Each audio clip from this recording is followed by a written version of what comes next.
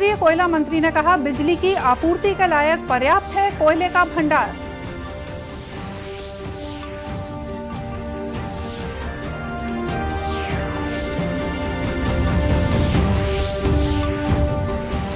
पांचवीं अनुसूची के हनन को रोकने की मांग को लेकर आदिवासी प्रतिनिधि मंडल ने की राज्यपाल से मुलाकात।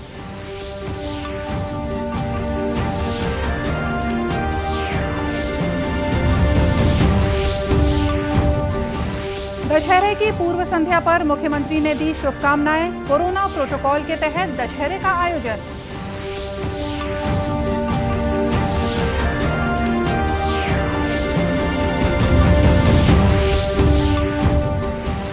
और शारदीय नवरात्रि की महानवमी पर किया जा रहा है मनोकामना ज्योति कलश और जवारे का विसर्जन।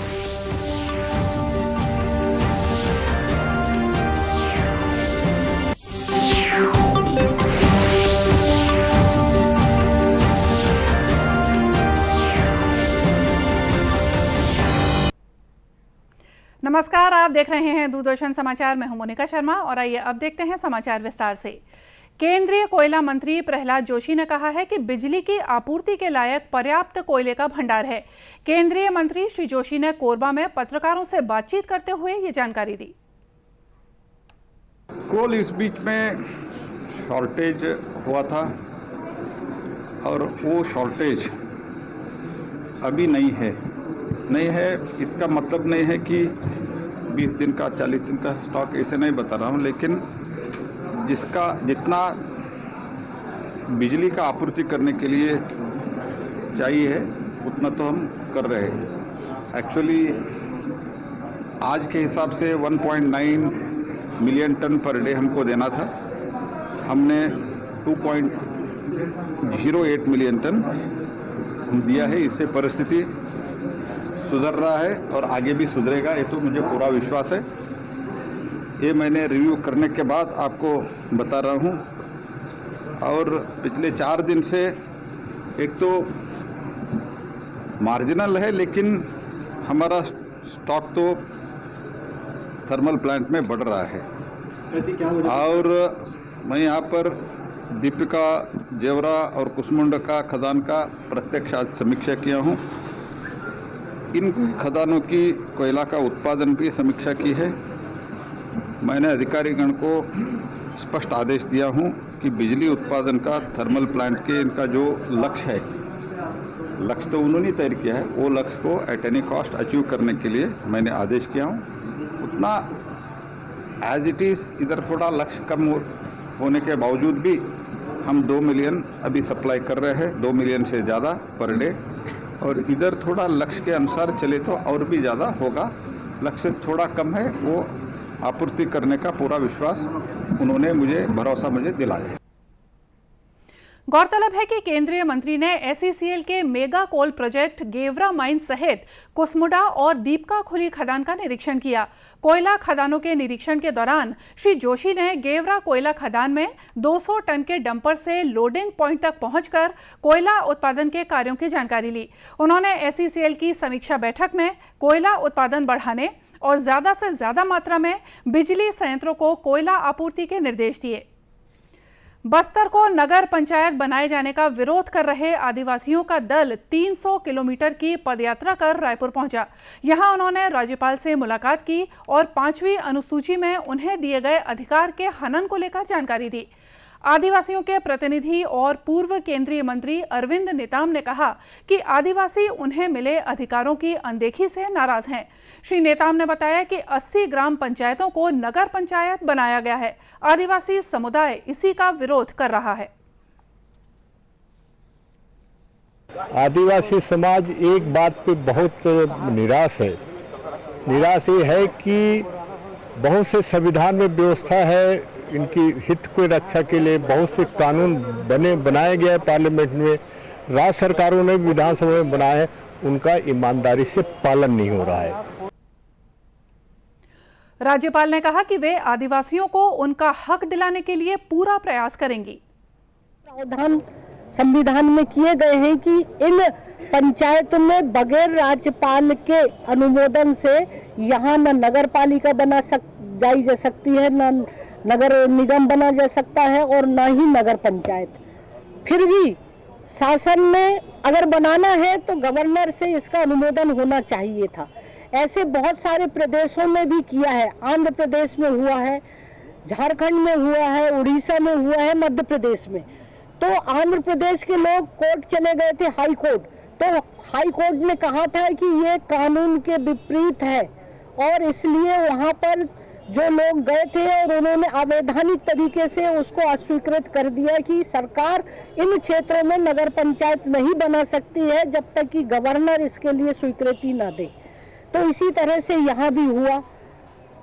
ये बात मैं जब गवर्नर के रूप में छत्तीसगढ़ में आई तो बहुत सारे आवेदन मेरे पास लोग मिल रहे थे उस समय, बहुत सारे आवेदन के लिए, और मैंने समय समय पर मुख्यमंत्री जी को भी पत्र लिखा, शासन स्तर पर लिखा और हमारे राष्ट्रीय स्तर पर भी इसका ध्यान मैंने आकर्षित किया कि इस तरह का जो हुआ है इन क्षेत्रों में, अनुसूचित क्षेत्र में जो पैसा कानून ऑलरेडी लागू है, वहाँ नगर पालिका कैसे लागू हो सकता है अधिनियम। वहीं मुख्यमंत्री भूपेश बघेल ने कहा कि आदिवासियों से बातचीत के लिए वे तैयार हैं। वर्ष 1971 के युद्ध में भारत की पाकिस्तान पर ऐतिहासिक जीत के 50 साल पूरे होने पर देश भर में कई कार्यक्रमों का आयोजन किया जा रहा है। इसी संदर्भ में इस वर्ष को भारतीय सैनिकों के सम्मान में स्वर्णिम विजय वर्ष के रूप में मनाया जा रहा है। प्रदेश के कई सैनिकों ने 1971 के युद्ध में हिस्सा लिया था। इन्हीं में से एक बिलासपुर के पूर्व सैनिक उदय बहादुर सिंह ने बताया कि युद्ध में किस तरह उन्होंने अपना योगदान दिया। डूब जाने के बाद, पाकिस्तान नेवी के द्वारा डुबाए जाने के बाद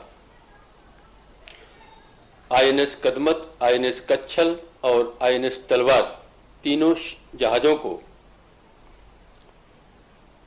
कराची सेल करने का टास्क मिला और हम लोग पश्चिमी बेड़ा के आदेश के अनुसार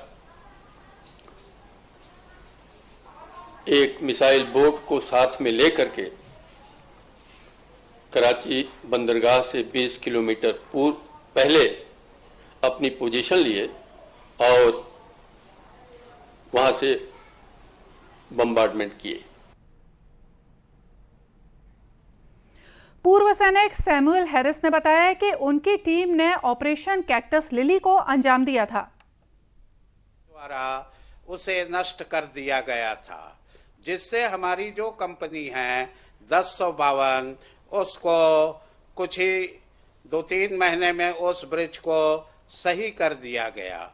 और जो 999 कंस्ट्रक्शन कंपनी है, रेल पथ जो जिसको हम लोग कहते हैं, इन्होंने सारे रेल पथ को जो है बांग्लादेश और हिंदुस्तान के बॉर्डर तक की जो रेल लाइन बिछी हुई थी उसको उन्होंने सही किया है।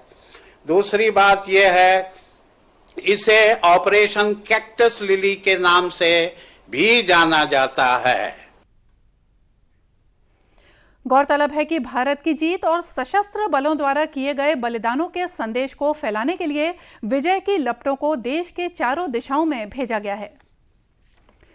राष्ट्रव्यापी कोविड टीकाकरण अभियान के अंतर्गत अब तक देश भर में 96 करोड़ 82 लाख से ज्यादा कोविड रोधी टीके लगाए जा चुके हैं। मंत्रालय ने बताया कि कल 18,987 नए रोगियों में संक्रमण की पुष्टि हुई है। देश में 2,07,653 लोगों का इलाज चल रहा है। पिछले 24 घंटों में 19,808 रोगी स्वस्थ हुए हैं। महामारी से अब तक कुल 3,33,62,709 रोगी स्वस्थ हुए हैं। स्वास्थ्य मंत्रालय ने बताया कि देश में स्वस्थ होने की राष्ट्रीय दर 98.07% हो गई है। देश में अब तक 58 करोड़ 63 लाख से ज्यादा कोविड नमूनों की जांच की जा चुकी है। वहीं प्रदेश में बीते 24 घंटों के दौरान 20,428 कोविड नमूनों की जांच की गई, जिसमें से 28 में कोविड संक्रमण की पुष्टि हुई है। इसी के साथ प्रदेश में औसत पॉजिटिविटी दर 0.14% पहुंच गई है। देश की आधारभूत अधोसंरचना को मजबूती देने और देश के विकास को गति देने के मकसद से प्रधानमंत्री नरेंद्र मोदी ने पीएम गति शक्ति योजना का शुभारंभ किया है। प्रधानमंत्री द्वारा शुरू की गई इस योजना का उद्योग और व्यापार जगत से जुड़े लोगों ने स्वागत किया है। उनका कहना है कि इस योजना से न सिर्फ आने वाले समय में नए भारत के निर्माण में मदद मिलेगी, बल्कि रोजगार को भी बढ़ावा मिलेगा। प्रारंभ की है, ये सोच बहुत ही अच्छी सोच है। इससे ऊर्जा, पेट्रोलियम, आईटी जैसे जो बड़े मंत्रालय हैं उनको एक साथ जोड़ के जो इन्होंने कार्य में प्रगति लाने का जो सोच रखी है, इस सोच को हम सलाम करते हैं। तो ये एक बहुत अच्छा प्रयास है जिससे कि सेंट्रलाइज्ड मॉनिटरिंग होगी। आईटी को भी रखा हुआ है, तो एक आप कह सकते हैं कि आईटी क्षेत्र से भी एक मॉनिटरिंग का एक बढ़िया तरीका ही है। दूसरा सबसे बड़ी चीज़ है कि जो ऊर्जा का क्षेत्र है, आज के समय में ऊर्जा एक ऐसा विषय है जिसपे कि आज भी हम लोग कोल बेस्ड पावर पे या पेट्रोलियम पे डिपेंड कर रहे हैं, और ये कितने दिन का ये मेहमान है, कितने दिन हम इस पर डिपेंड कर पाएंगे, ये मैं नहीं समझता हूँ कि कोई भी एसेस कर पाएगा। तो जो अल्टरनेट एनर्जी के सोर्सेज हैं उस पर ध्यान देना ही पड़ेगा। और हम ठीक है, हमारी ज़िंदगी निकल जाएगी, लेकिन हमारे बच्चों की भी तो परेशानी का विषय है। तो मैं समझता हूँ कि ये जो एक इन्होंने गति शक्ति योजना जो चलाई है या समन्वयन के लिए जो एजेंसी क्रिएट किया है प्रधानमंत्री जी ने, इसका मैं स्वागत करूंगा। 1 लाख करोड़ रुपए की ये योजना है जिसमें 16 मंत्रालयों को मर्ज किया गया है कि जब ऐसी पोजीशन आती है कि जहां 2 डिपार्टमेंट आपस में टकराते हैं, जहां पर योजनाओं को करने के लिए 2 या 3 डिपार्टमेंटों की मंजूरी होना जरूरी होता है, उस समय हमने देखा है कई बार कि एक मंत्रालय मंजूरी दे देता है, दूसरा मंत्रालय उसको 6 महीने तक लटका देता है। तो इस परेशानी की वजह से उन्होंने ये एक सेंट्रलाइज्ड जो है विभाग बनाया है, गति शक्ति योजना।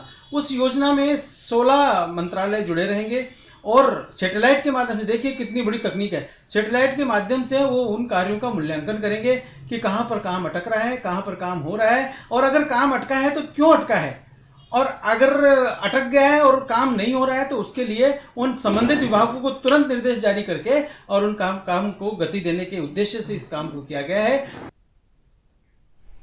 गौरतलब है कि इस योजना के तहत देश में अधोसंरचना के विकास से संबंधित सभी योजनाओं को एक राष्ट्रीय मास्टर प्लान के अंतर्गत रखा गया है और इनमें 16 मंत्रालयों के जॉइंट सेक्रेटरी लेवल के अधिकारी विशेषज्ञ के तौर पर काम करेंगे।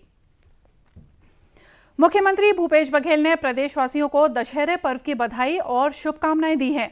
दशहरे की पूर्व संध्या पर जारी बधाई संदेश में श्री बघेल ने कहा कि दशहरा शक्ति पूजा, शस्त्र पूजन, हर्ष उल्लास और विजय का पर्व है।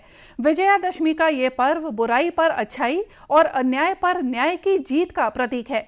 इस दिन मर्यादा पुरुषोत्तम भगवान राम ने रावण का वध किया था। दशहरा पर्व हमें सत्य के मार्ग पर चलने की प्रेरणा देता है। इस बार दशहरा पर्व के लिए कोविड प्रोटोकॉल के तहत गाइडलाइंस जारी की गई हैं। रायपुर कलेक्टर सौरभ कुमार ने फिजिकल डिस्टेंसिंग और भीड़ पर नियंत्रण रखने के निर्देश जारी किए हैं। कलेक्टर ने 19 बिंदुओं की गाइडलाइंस जारी करते हुए दशहरा आयोजन की मंजूरी दी है, जिसके अनुसार मैदान की क्षमता से आधी भीड़ रखने को कहा गया है। इसी तरह रावण दहन के पहले पुतले पर किसी तरह की साज सज्जा की अनुमति नहीं दी गई है। इस बार के आदेश में कहा गया है कि दशहरा मैदानों में किसी भी तरह का सांस्कृतिक कार्यक्रम आयोजित नहीं किया जा सकेगा और साथ ही ध्वनि विस्तारक यंत्रों पर भी प्रतिबंध रहेगा। उधर गरियाबंद जिले में रावणभाटा में दशहरे की तैयारियों को अंतिम रूप दिया जा रहा है। यहां जिला प्रशासन ने भीड़ कम रखते हुए सांस्कृतिक कार्यक्रम की अनुमति दी है। नगर पालिका अध्यक्ष गफ्फार मेमन रावणभाटा पहुंचे और यहां पर की जा रही साफ सफाई और रंगाई पुताई का निरीक्षण किया। दशहरा मैदान में प्रकाश व्यवस्था की जा रही है। आज शारदीय नवरात्र की महानवमी है। मां सिद्धिदात्री की आराधना के साथ ही परंपरागत रूप से जलाए गए मनोकामना ज्योति कलश और जवारा विसर्जन का सिलसिला शुरू हो गया है। राजनांदगांव जिले के देवी मंदिरों में भी आज जवारा विसर्जन किया जा रहा है। यहां ज्योति कलश और जवारा को विधि विधान से पूजा अर्चना कर बूढ़ा सागर तालाब से विसर्जित किया जा रहा है। इस दौरान माता की सेवा गीत के साथ ही उन्हें विदाई दी गई।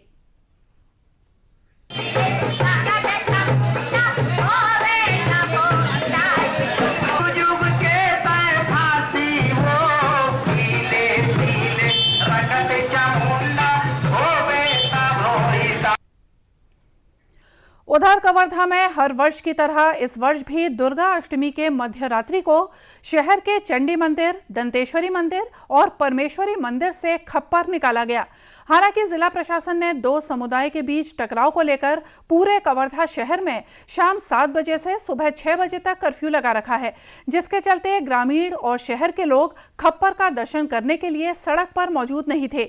सूनी सड़कों और पुलिस की चाक चौबंद सुरक्षा व्यवस्था के बीच मंदिर के 10 सदस्यों की देखरेख में खप्पर निकाला गया। लोग अपने घरों की छत और गलियों में दूर से ही खप्पर का दर्शन कर पाए। उल्लेखनीय है कि खप्पर की परंपरा के पीछे मान्यता है कि देवी माता की कृपा अंचल में समृद्धि और महामारी से बचाव करती है। और इसी के साथ ये समाचार बुलेटिन यहीं समाप्त हुआ। नमस्कार।